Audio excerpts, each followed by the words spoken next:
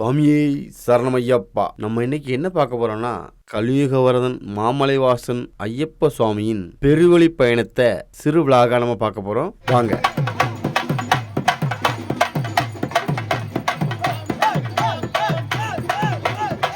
எரிமேலி வந்து இறங்கினதும் நம்ம செய்யற முதல் வேலை பேட்டை துள்ளுறது. இதுதான் பேட்டை துள்ளல். பேட்டைகளும் துள்ளிக்கிட்டு பஜனைகள் பாடிக்கிட்டு சுவாமியே ஐயப்போ சுவாமியப்பா ஐயப்பா.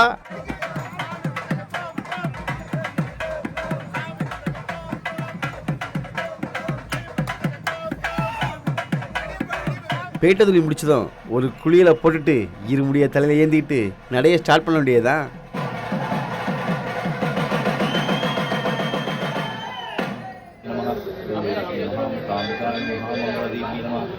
இதுதான் காளைகட்டி. இந்த கோவிலுக்கு இந்த பெயர் வர காரணம் என்னன்னா, ஐயப்பன் மகிழ்ச்சியை வதம் செய்யும்போது சிவபெருமான் கைலாசத்திலிருந்து பூலோகம் வந்து அவருடைய வாகனமான காளையை கட்டிய இடம்தான் இந்த காளைகட்டி.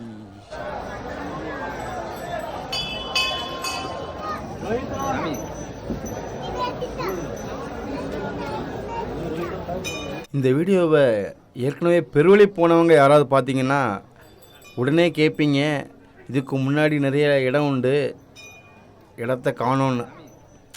ஆக்சுவலாக நாங்கள் வந்து அதிகாலையில் கெட்டேந்தினோம். ஸோ எனக்கு கிளாரிட்டி இல்லை வீடியோ, அதனால் அதுங்கெல்லாம் நான் வீடியோ எடுக்க முடியலை. கண்டிப்பாக நான் நெக்ஸ்ட் டைம் உங்களுக்காக வீடியோ எடுத்து போடுறேன்.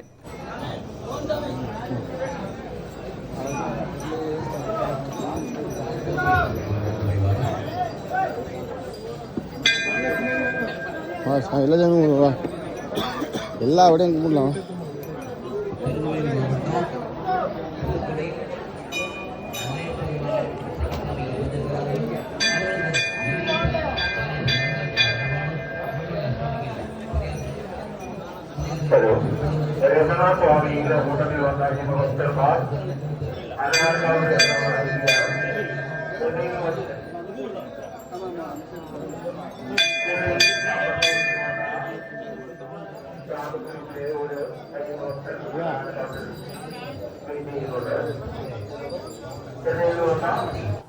இதுதான் காளைகட்டியில் வீற்றிருக்கும் சிவனும் பார்வதியும்.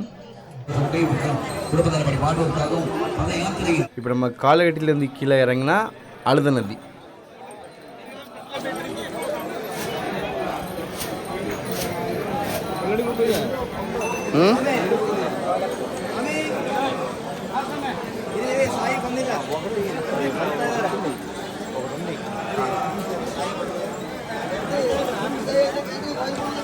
சாமி குளிப்பா சாமி.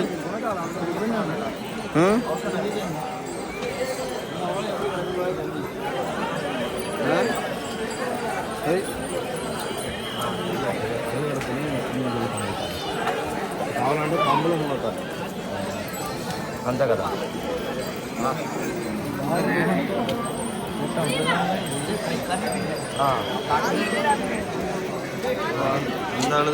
குளிச்சா கொஞ்சம் ரீஃப்ரெஷ் ஆகுமா?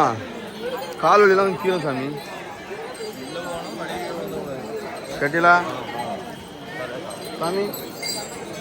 எப்படியோ சரவணன் சாமிகிட்ட பேசி குளிச்சாச்சு.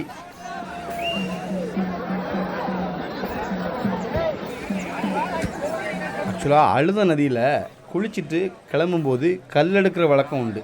அதாவது அடுத்தபடியாக வர்றது கல்லிடுங்குன்று. இங்கேருந்து கல் எடுத்துகிட்டு போய் அங்கே இடுறது வழக்கம்.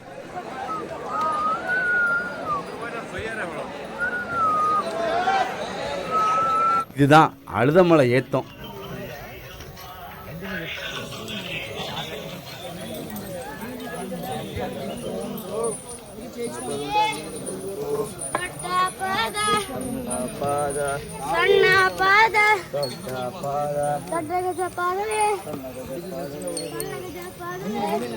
அழுதமலை ஏத்தத்துல அழுது ஏறிக்கிட்டு சுவாமியே சரணம் கோஷங்கள் போட்டுக்கிட்டு சுவாமியே.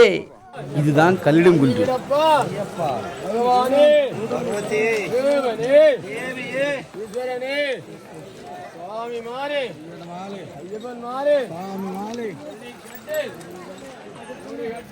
அதாவது கல்லிடுங்குன்று அப்படின்னு பேர் எதுக்கு வந்ததுன்னா, மகிழ்ச்சியை வதம் செஞ்சு புதைத்த இடம். அவங்க உடம்பு சூரியனை மறைக்கும் அளவிற்கு பெருசாகிட்டே இருந்தது. அதனால் எல்லாரும் சேர்ந்து கல்லை போட்டு மூடினாங்க. அதனால தான் அந்த இடத்திற்கு கல்லிடும் குன்று என்று பெயர். இதுதான் பம்பை. ஆக்சுவலாக நீங்கள் கேட்கலாம், இதற்கிடையில் நிறைய மலைகள் உண்டு, நிறைய சன்னிதானங்கள் உண்டு, எதுவுமே காட்டலையே அப்படின்னு. நான் ஆரம்பத்திலேயே உங்கள்கிட்ட சொன்னேன், பெருவழியை சிறிய வீடியோவில் பார்ப்போன்னு. அதெல்லாம் போட்டால் அது பெரிய வீடியோவாயிரும். அதனால் இது சிறு வீடியோவாக ஷார்ட்டாக முடிச்சிருக்கோம். இப்படின்னு சொல்ல முடியாது. ஆக்சுவலாக வீடியோ எடுக்க முடியலை. எனக்கு ஆக்சுவலாக நடக்கும்போது பாடி ரொம்ப டயர்ட் ஆகிடுச்சு. நெக்ஸ்ட் டைம் கண்டிப்பாக நான் வீடியோ எடுத்து போடுறேன். நம்ம இப்போ நீலிமலை ஏறி 18ஆம் படிக்கிட்ட நெருங்கிட்டோம். 18ஆம் படி ஏறி நம்ம சன்னிதானத்தில் வந்துட்டோம்.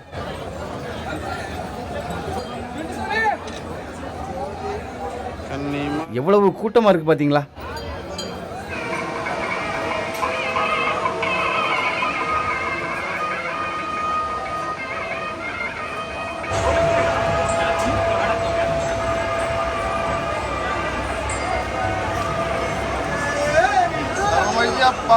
அது ஐயனுக்குன்னு ஒரு தனி மகிமை இருக்குங்க. அது ஒரு வாட்டி மாலை போட்டவங்க கண்டிப்பாக ஒரு வாட்டியில் நிப்பாட்ட மாட்டாங்க. ஏன்னா அவங்களுக்கு திரும்ப திரும்ப வரணும்னு ஆசையை தூண்டுது. அது என்ன அதிசயம்னு தெரியல. நீங்கள் வேணால் நல்லா கவனித்து பாருங்கள். ரெகுலராக மாலை போடுறவங்க போட்டுக்கிட்டே இருப்பாங்க. ஏதோ 2 பேர் 3 பேர் வேணால், இப்போ 10 பேர் மாலை போடுவாங்கன்னா வேறு ஒரு ஆள் 2 ஆள் வேணால் ரெகுலராக மாலை போடாமல் இருக்கலாம். அதுலேயும் அவங்களுக்கு குடும்ப சூழ்நிலையும் இருக்கும். ஆனால் அது அவங்க அந்த ஆசையை திரும்ப திரும்ப தூண்டும். அதுதான் ஐயனின் மகிமை.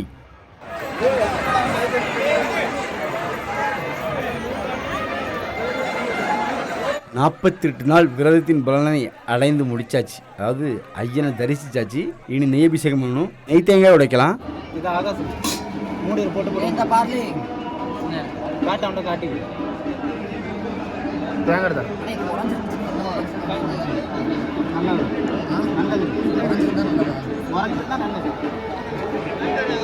இதுதான் ஐயனை திருமணம் செய்ய ஐயப்பனின் இடதுபுறம் காத்திருக்கும் மஞ்சள் மாதா தேவி திருக்கோவில்.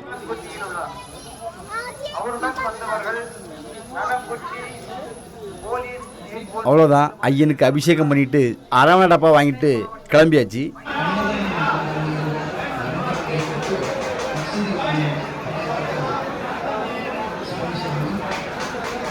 நம்ம ரிட்டர்ன் வரும்போது பம்பையில் தரிசனத்திற்காக காத்திருந்த பக்தர்கள். நம்ம கிளம்பும்போது பம்பை நம்மை ஏக்கத்தோடு பார்ப்பது போல் தோன்றியது.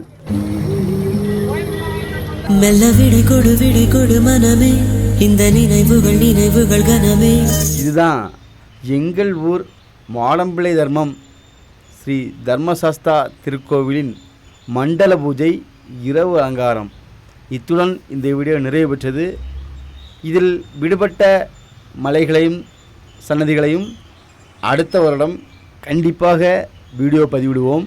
நீங்கள் பெருவழி பயணத்தை இவ்வளவு தூரம் கண்டுகளித்ததால் ஐயனின் அருள் உங்களுக்கும் கிடைக்கட்டும் என ஐயனை வேண்டிக் கொண்டு இந்த வீடியோவை முடித்துக்கொள்கிறேன்.